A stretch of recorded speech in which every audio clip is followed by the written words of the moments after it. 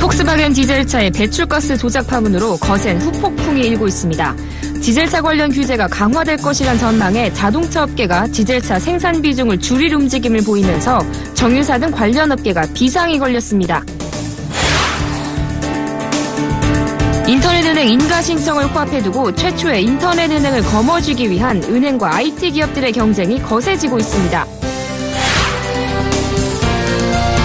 삼성전자의 모바일 결제 서비스 삼성페이가 출시 한 달 만에 결제액 350억 원을 돌파했습니다. 가입자도 60만 명이 넘어섰습니다. 기업형 임대주택인 뉴스테이가 신혼부부와 사회초년생, 은퇴계층들로부터 높은 관심을 받고 있는 가운데 별도의 청약 자격 제한이 없어 중복 당첨자가 속출하고 투기 징후가 보여 제도적 보완이 필요하다는 지적이 나오고 있습니다. 자세한 내용은 잠시 후 투데이 포커스에서 알아봅니다.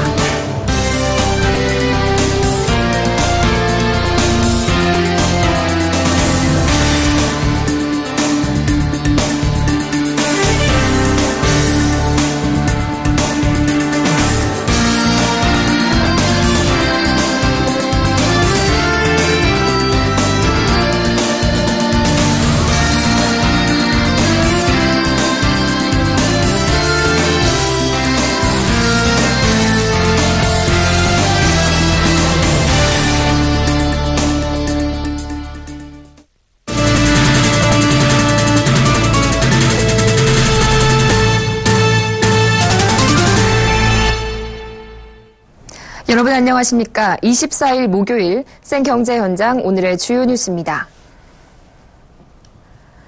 폭스바겐의 디젤 승용차 배출가스 조작 파문으로 자동차 업계에 거센 후폭풍이 몰려오고 있습니다.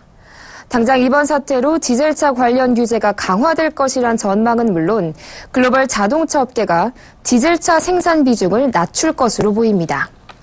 국내에서도 수입 디젤차가 연비가 좋아 폭발적인 인기를 얻었으나 이번 일로 디젤차 판매가 급격히 줄어들 가능성이 있습니다. 스위스의 금융그룹 UBS는 최근 보고서에서 글로벌 자동차 업체들은 강화된 규제 충족을 위한 비용이 늘어나면서 저마진 소형차가 주를 이루는 디젤 엔진 버전을 생산하지 않을 수 있고 가솔린차와 하이브리드카, 전기차 사용이 늘어나면서 디젤차 비중이 줄어들 수 있다고 전망했습니다. 이에 따라 디젤차의 대안으로 전기차가 떠오를 것이라는 관측이 조심스럽게 나오면서 정유사와 디젤 엔진의 촉매 원료 업계 등에 비상이 걸렸습니다. 지난 22일 디젤 엔진의 주요 촉매 원료인 백금과 팔라듐의 가격은 각각 3.6%와 0.6% 낮아졌습니다. 한편 마르틴 빈터콘 폭스바겐 CEO는 이번 사태를 책임지고 결국 사임하기로 했습니다. 국제신용평가사 피치는 폭스바겐의 신용 등급을 부정적 관찰 대상에 편입하며 등급 강등의 가능성을 시사했습니다.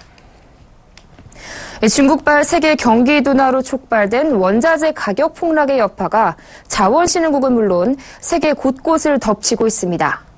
재정 악화로 대대적인 인력 감축에 나서는 자원기업들이 속출하고 세계 경기 침체가 회복될 기미가 보이지 않아 글로벌 기업들도 대규모 구조조정에 들어갔습니다. 우리나라 기업도 예외는 아닌데요. 앵커 리포트입니다. 최근 원자재 가격의 급락으로 실적 악화에 시달리는 글로벌 기업들이 자원신흥국에서 철수하거나 대대적인 인력 감축에 나서고 있습니다. 특히 중국발 세계 경기 둔화로 인해 원자재 수요가 급감하면서 구리 등 광물 가격이 현저히 떨어져 수익성 악화에 시달리는 글로벌 광물 기업들이 대규모 구조조정 단행에 들어갔습니다. 잠비아에서는 스위스 광물 기업 글렌코어가 광산 직원 4,300명을 내보내기로 했고 중국 루안샤도 구리 광산에서 1,600명을 해고했습니다. 미국의 광산 에너지 생산 기업인 프리포트 맥모란 역시 미국 내 광산 인력 10%를 줄일 것이라고 공개적으로 선언했습니다. 브라질에서는 국영 석유업체가 지난주에 외부 협력업체 직원 5,000명의 계약을 연장하지 않기로 했고 인도네시아에서도 최근 수개월간 제조업과 광산업에서 이미 수천 명이 일자리를 잃었습니다. 글로벌 경기 침체가 심화할 것에 대비해 미리 몸집을 줄이는 글로벌 기업들도 속출하고 있습니다. 지난 7월에는 퀄컴이 실적 부진으로 전체 인력의 15%, 약 4,500명의 해고 계획을 공개한 바 있고 HP는 분사 과정에서 3년간 무려 33,300명을 해고하기로 결정했습니다. 전 세계적인 감원 후폭풍은 우리나라 역시 예외는 아닙니다. 현대중공업과 대우조선해양, 삼성중공업이 연말까지 임원을 30% 이상 줄이고 2,000명에서 3,000여 명의 인력을 감축할 예정입니다. LG전자는 2분기 실적 악화로 하반기 스마트폰 사업 부문의 인력 20%를 재배치한다는 계획을 세웠습니다.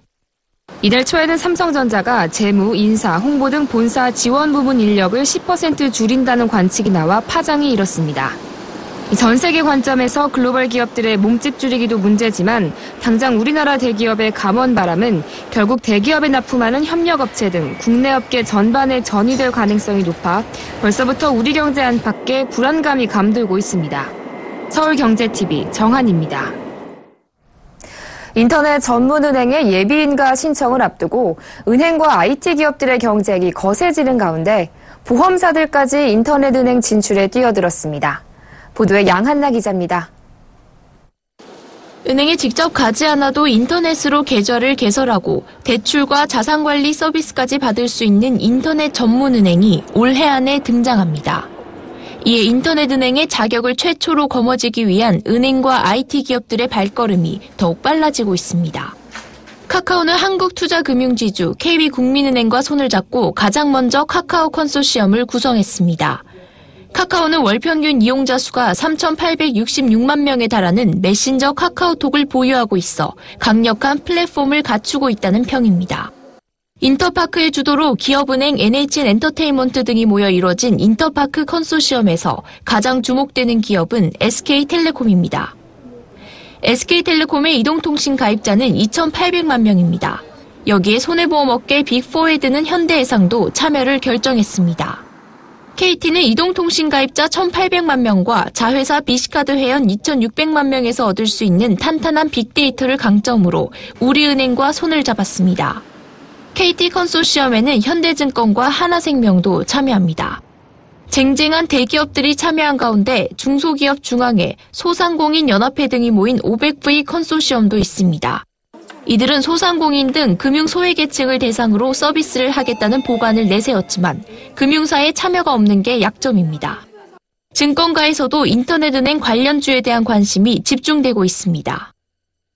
인터넷은행에 관련된 수혜주에 대해서 투자자들 관심이 좀 높아지고 있는 상황인데요.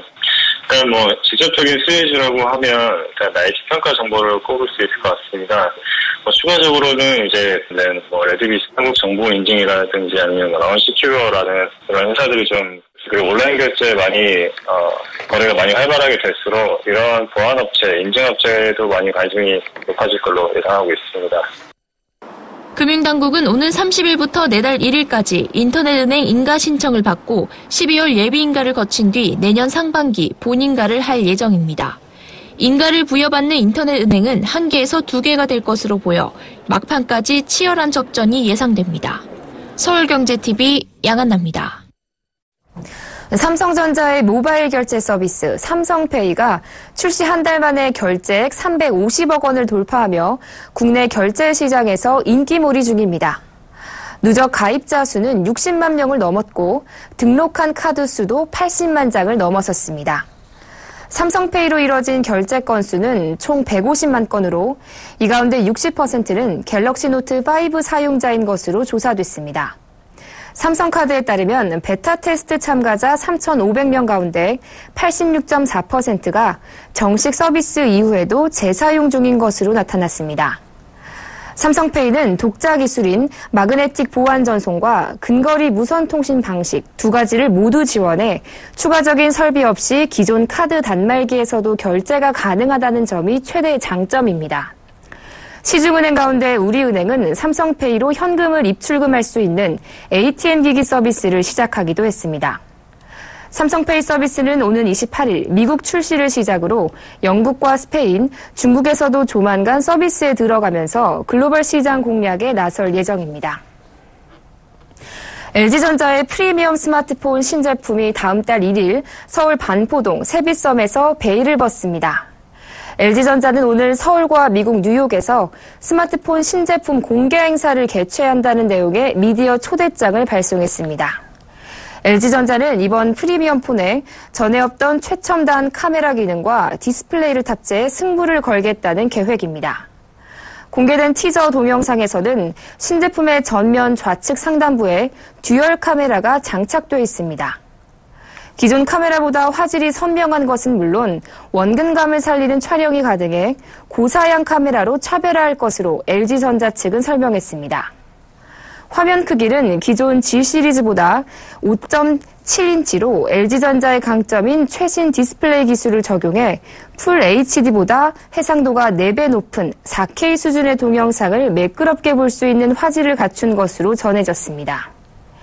LG 스마트폰의 특징인 후면 버튼도 그대로 채용했지만 전체적인 디자인은 금속 일체형 케이스를 활용해 지금까지의 스타일과는 다른 느낌을 줄 전망입니다.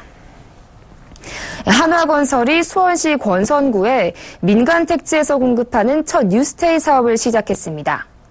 뉴스테이는 민간 건설사가 지은 아파트에 보증금과 월세를 내고 최대 10년간 살 수 있는 기업형 임대 아파트죠.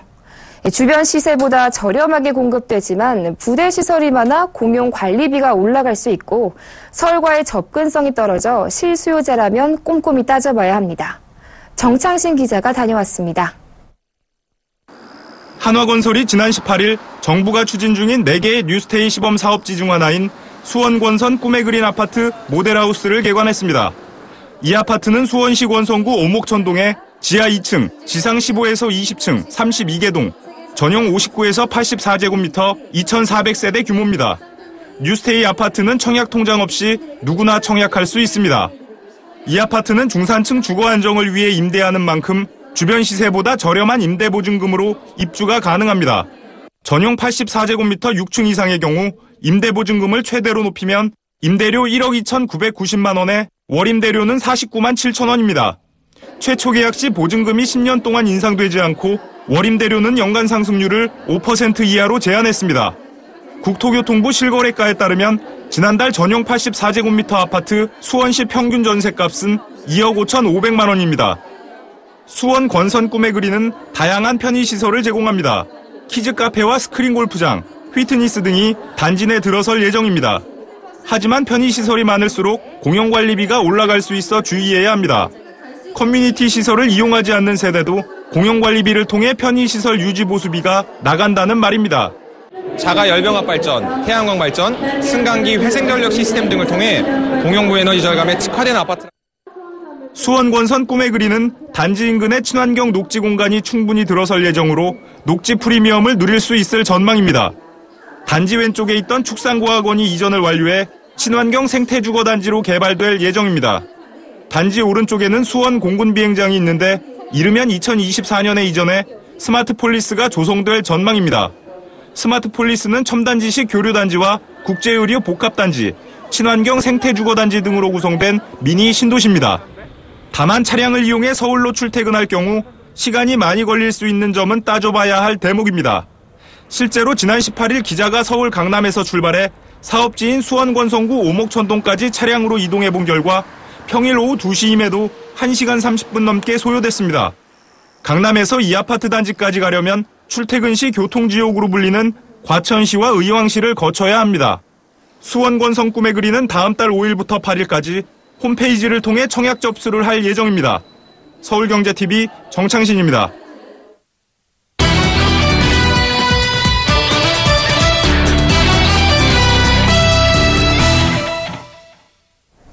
중산층이 거주하는 기업형 임대주택인 뉴스테이가 신혼부부와 사회초년생, 은퇴계층들로부터 높은 관심을 받고 있습니다. 하지만 별도의 청약 자격 제한이 없어 중복 당첨자가 속출하고 투기 징후가 보여 제도적인 보완이 필요하다는 지적도 높은데요. 보도국 양한나 기자와 함께 자세히 알아보겠습니다. 안녕하세요. 안녕하세요. 네, 우선 이 뉴스테이가 일반 분양 아파트에 비해서 사회초년생이나 신혼부부와 같은 젊은 층의 비율이 높다면서요? 네, 그렇습니다. 이달 초 대림 산업의 인천 도화 이편한 세상이 1호 뉴스테이로 등장을 했는데요. 당첨자 2,051명을 분석해보니 30대가 32%로 가장 많았습니다. 뒤를 이어 40대가 21%, 50대가 20%였고요. 20대 당첨자는 17%, 60대 이상은 11%로 조사됐습니다. 특이한 점은 일반 분양 아파트에 비해 20대의 당첨자 비중이 높다는 점입니다.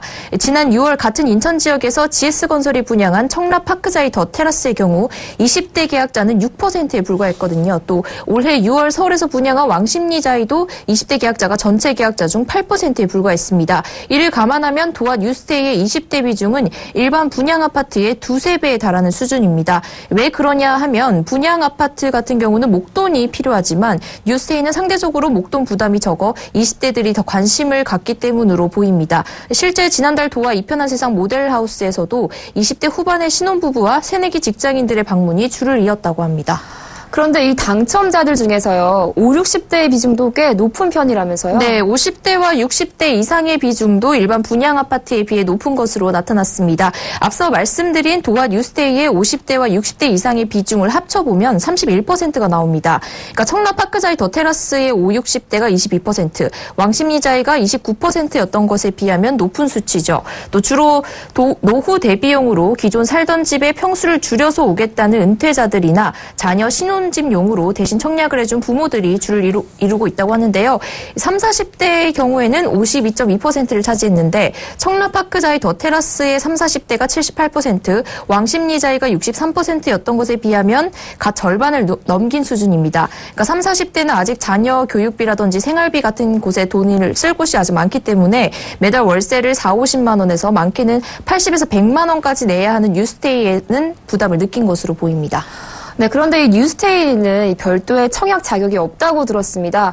이 때문에 이 중복 당첨자가 속출한다는 얘기가 있던데요. 네, 맞습니다. 현재 뉴스테이의 가장 큰 문제로도 지적되고 있는 부분인데요. 일반 분양 아파트와 달리 청약 통장이나 무주택, 또 세대주 여부와 같은 별도의 청약 자격이 없습니다.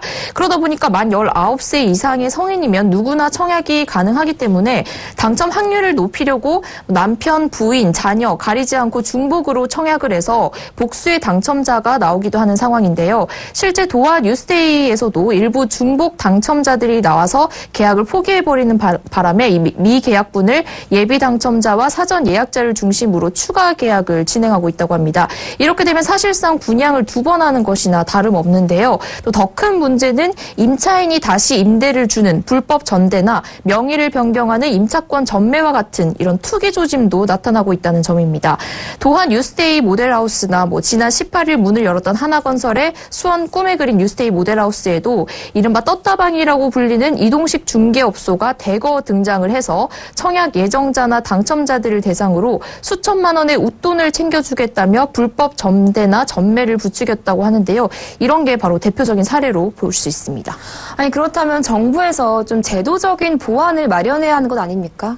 그렇습니다. 하지만 현재 정부는 뉴스테이가 민간 주도로 공급을 하는 임대주택이기 때문에 별도의 제약을 가하기는 어렵다는 입장이고요. 국토부 측에 따르면 뉴스테이는 전월세 인상률인 연 5%, 또 의무 임대기간 8년, 이거 외에는 아무런 제약 없이 기업의 자율에 맡기겠다는 입장입니다. 그래서 투기 여부는 좀 더 지켜보겠으나 청약과 같은 별도의 기준을 만드는 것은 고려하지 않고 있다고 합니다.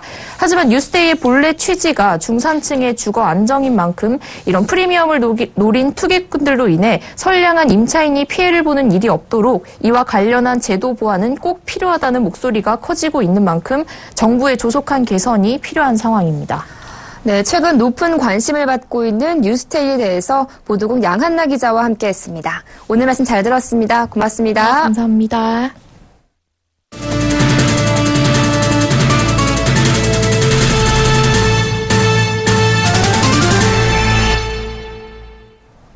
올해 165만 저소득 가구가 평균 96만 원의 근로장려금이나 자녀장려금을 받게 됩니다.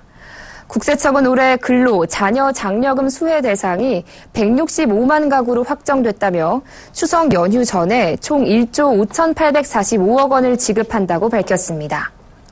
저소득층을 대상으로 세금 환급 형태로 지원금을 주는 근로장려금은 올해 118만 가구에 9,760억 원이 지급됩니다. 올해는 지급 대상 확대로 지난해에 비해 44.1% 늘어난 규모입니다. 자녀 장려금은 출산 장려와 저소득 가구의 자녀 양육 부담을 덜어주기 위해 올해 처음 도입된 제도로 100만 가구에 6,085억 원이 지급됩니다.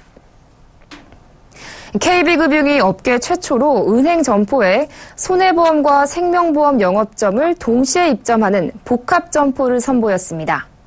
KB금융은 오늘 KB국민은행 여의도 영업부 은행증권 복합점포에 KB손해보험과 KB생명보험이 입점해 영업을 시작했다고 밝혔습니다. 고객은 이 복합점포에서 은행과 증권, 손해보험, 생명보험 부문의 종합자산관리 서비스를 한 번에 받을 수 있습니다. 또 손해보험과 생명보험 창구를 통해 방카슈랑스에서 취급하지 않는 자동차 보험과 종신보험 상품 등에 가입하는 것도 가능합니다. 특히 이 지점에서는 직장인 고객을 위한 사전 예약 상담 서비스도 제공할 계획입니다. 아울러 KB금융은 앞으로 프라이빗 뱅킹 고객과 기업 고객을 대상으로 하는 보험 시범 복합 점포를 추가로 개설할 예정입니다. 건강보험의 보험료 부과를 둘러싼 형평성 논란이 계속되고 있습니다.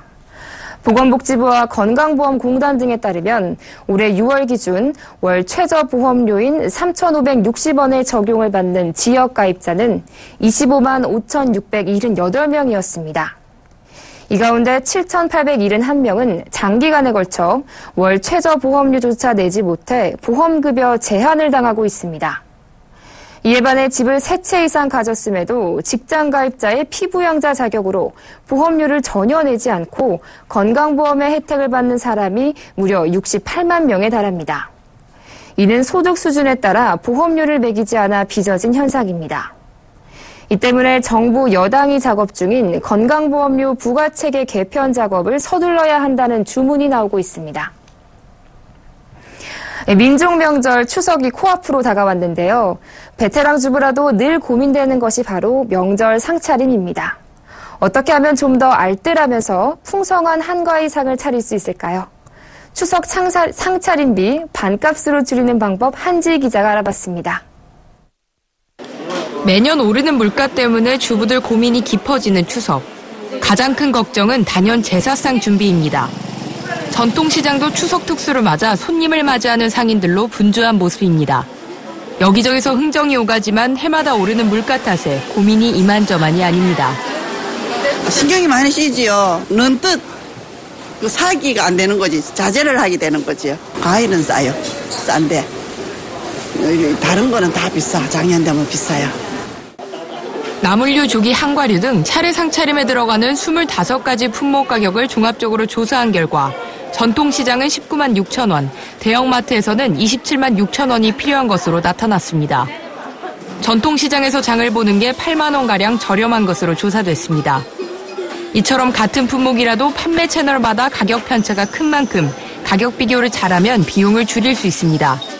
이번 추석에 가장 가격이 많이 오른 소고기와 조기는 전통시장에서 구매하는 것이 저렴합니다.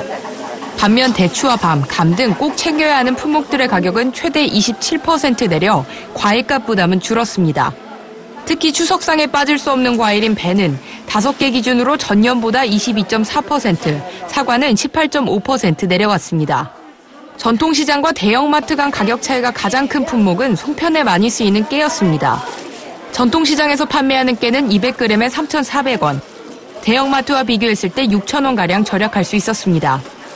다식과 강정의 경우도 전통시장이 60% 정도 저렴했습니다. 재래시장 물건이 신선하고 아주 싸게 드리니까.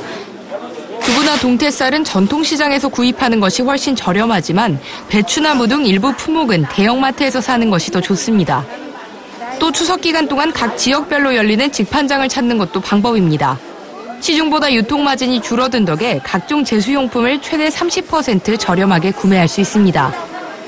더도 덜도 말고 한가위만 같아라. 민족 최대 명절 추석을 앞둔 재래시장이 제수상 장보기에 나선 손님들로 모처럼 활기를 띠고 있습니다. 서울경제TV 한지희입니다. 식품의약품안전처는 추석 명절을 앞두고 멀미약과 종합감기약 등 의약품 복용에 각별한 주의가 필요하다고 당부했습니다. 장거리를 운전할 때 차멀미 등을 예방하고자 찾는 멀미약은 졸음을 유발하거나 방향 감각을 상실하게 할 수 있기 때문입니다.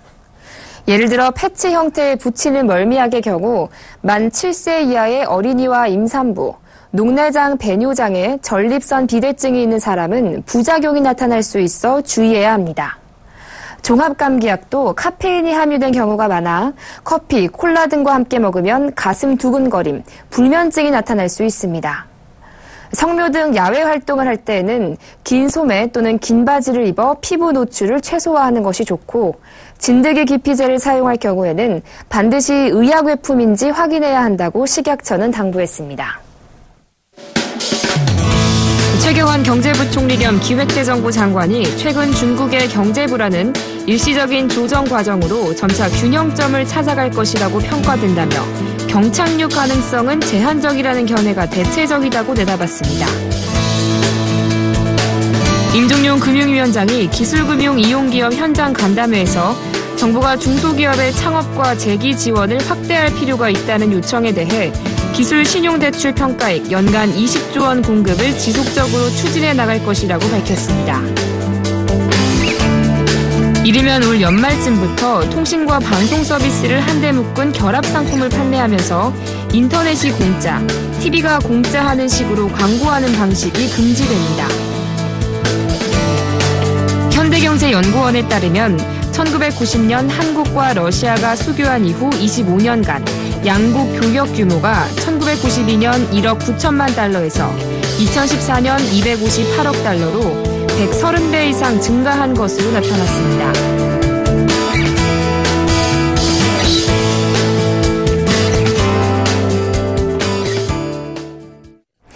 네, 요즘 한낮에는 참 무더위가 지속되고 있는데요. 일교차가 큰 만큼 겉옷 챙기시는 게 좋을 것 같습니다. 생 경제 현장 여기서 마칩니다. 시청해주신 여러분 고맙습니다.